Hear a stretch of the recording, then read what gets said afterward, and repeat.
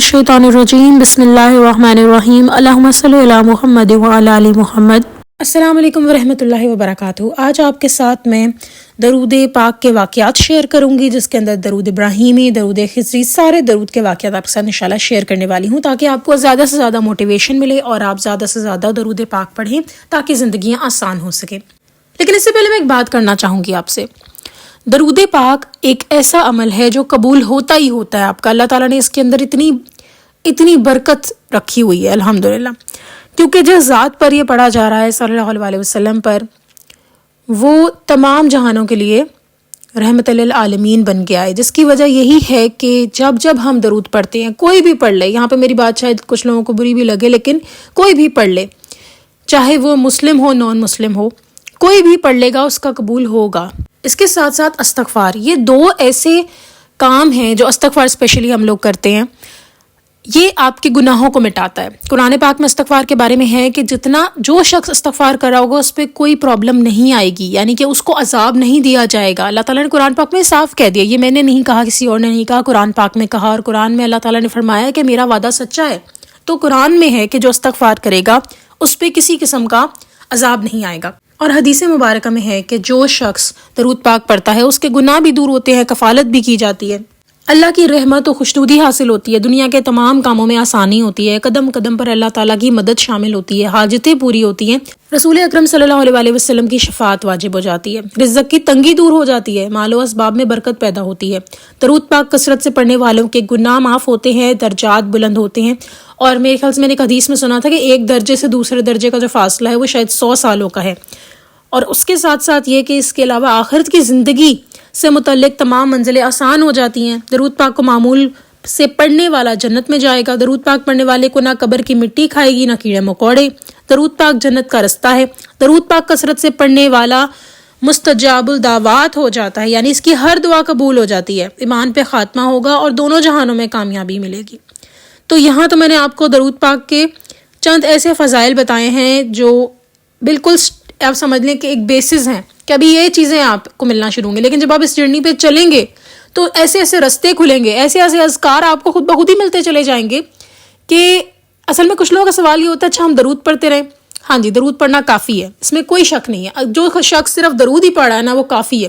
But अक्सर औक़ात ऐसा होता है कि दरूद पाक पढ़ने वालों को, स्पेशली दरूद इब्राहीमी पढ़ने जो पढ़ते हैं, उनके लिए अल्लाह ताला ऐसे ऐसे रास्ते खोल देते हैं।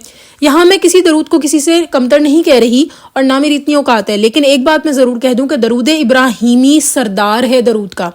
तो जितना इसको पढ़ने वाले के जादू के मसले हल होते हैं, नज़र के मसले हल होते हैं, वो शायद कहते हैं ना नूर का हसार क्रिएट हो जाता है दरूद पाक पढ़ने वालों के। लेटली मैंने एक वीडियो देखी, मेरे ख्याल से अबकरी कार्टून समथिंग लगता है, उस पर था कि एक बंदे के पीछे एक जिन पड़ गया और उसने उसको सुसाइड करवा दिया।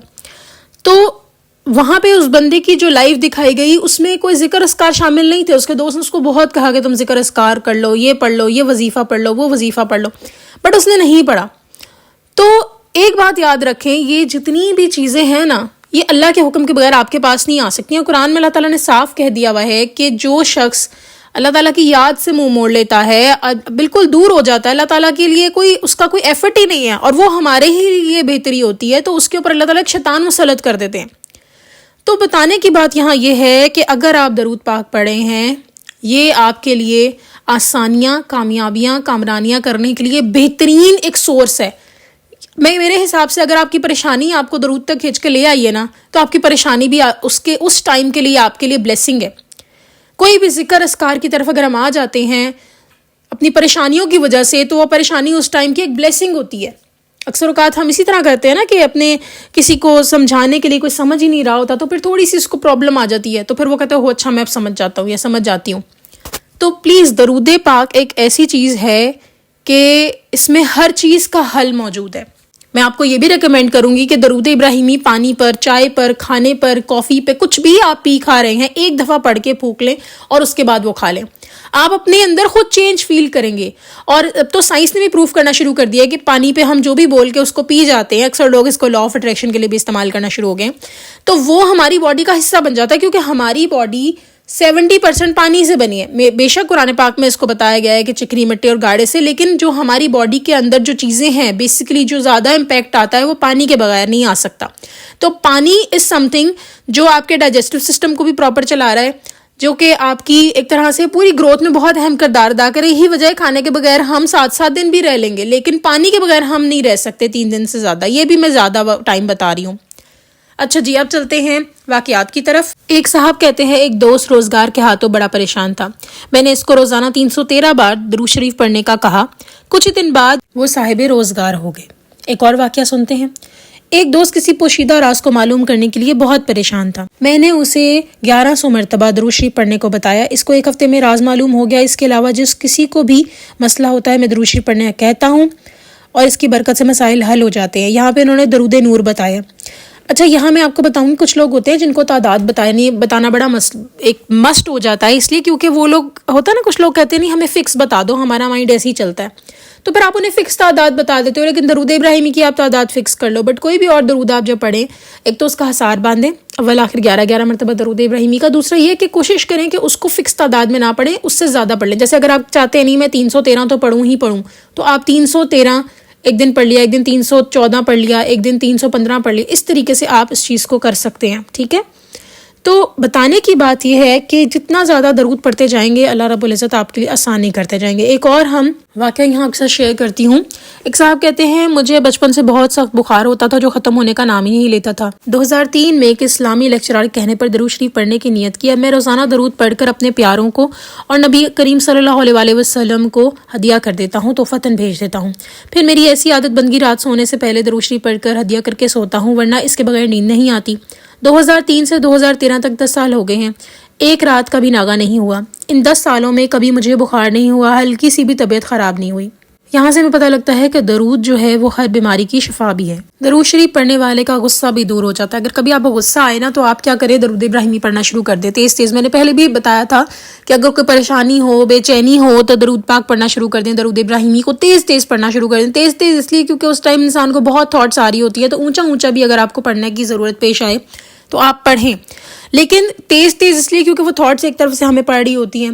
بس آپ نے کوشش کرنی ہے کہ کوئی اور چیز آپ کو ڈسٹریکٹ نہ کرے، اس لیے آپ نے درود پاک پڑھنا ہے. درود ابراہیمی آپ پڑھیں گے، یہاں آپ 2 سے 3 دفعہ ہی پڑھیں گے، آپ اپنے اندر ایک چینج فیل کریں گے، آسانی فیل کریں گے، اپنے آپ کو ہلکا محسوس کریں گے. ایک اور چیز آپ سے شیئر کرنا چاہوں گی، آپ لوگ روز کی بنیاد پر بے شک 3 دفعہ ہی صحیح کوئی ڈائری لے لیں، اس میں آپ درود پاک لکھنا شروع کریں. درود ابراہیمی بھی لکھ سکتے ہیں آپ، کوئی بھی درود جو آپ کو لگتا ہے چھوٹا ہے بڑا ہے آپ وہ لکھیں. اس کے بعد آپ اپنے اندر ایک ڈفرنس بھی فیل کریں گے، آپ کو آسانی بھی لگے گی. اگر آپ کے پاس کوئی اتنی بڑی ڈائری نہیں ہے، کوئی چھوٹی سی پاکٹ ڈائری، اگر آپ آفس جاتے ہیں یا اسکول وغیرہ کالج وغیرہ کوئی بھی معاملہ ہے تو چھوٹی سی ڈائری ہو اور وہ اس میں آپ 3 دفعہ 1 دفعہ لکھیں، آپ خود اپنے اندر ڈفرنس فیل کریں گے. یہ چیز آپ کو، ایک تو یہ سب سے بڑی بات ہے جو آپ لکھ رہے ہیں جب تک لکھا رہے گا آپ کو ثواب ملتا رہے گا، تو یہ ایک طرح کا آپ کا صدقہ جاریہ بھی ہے. لیکن درود لکھنے سے میں نے نوٹ کیا ہے کہ انسان ایک تو بے چینی میں کمی آتی ہے، ایک تو لکھنا اچھا بھی لگتا ہے درود کو، دوسرا یہ ہے کہ آپ کو ثواب بھی مل رہا ہے، لیکن آسانیاں بھی ہوتی ہیں آپ کے لیے. تو درود لکھنے کو بھی انڈر اسٹیمیٹ نہیں کرنا. میں نے پہلے بھی واقعہ شیئر کیا تھا، ایک صاحب جو درود لکھ کے اٹھے تو ان کا ہاتھ ایک دم سے شیشے کی میز پہ لگا اور وہ شیشہ ٹوٹ گیا، لیکن انہوں نے جب اپنا ہاتھ دیکھا تو اس کے اوپر بالکل بھی ایک خراش تک نہیں آئی تھی. انشاءاللہ آپ کے ساتھ نیکسٹ واقعہ بھی شیئر کروں گی، اور میری دعا ہے کہ اللہ رب العزت ہمیں درود ابراہیمی سے مرتے دم تک جوڑے رکھیں، ہم صحیح تلفظ کے ساتھ اس کو ادا کریں، اور نہ صرف یہ بلکہ اللہ تعالیٰ ہمیں نیک لوگوں کے ساتھ اٹھائیں، اپنے نیک بندوں میں شامل کریں، ہمیں حکمت و دانائی عطا فرمائیں، ہمیں قرآن سمجھنے کی توفیق عطا فرمائیں. آمین ثم آمین. چلیں جی، انشاءاللہ نیکسٹ ویڈیو میں پھر حاضر ہوں گی، تب تک کے لیے اللہ حافظ.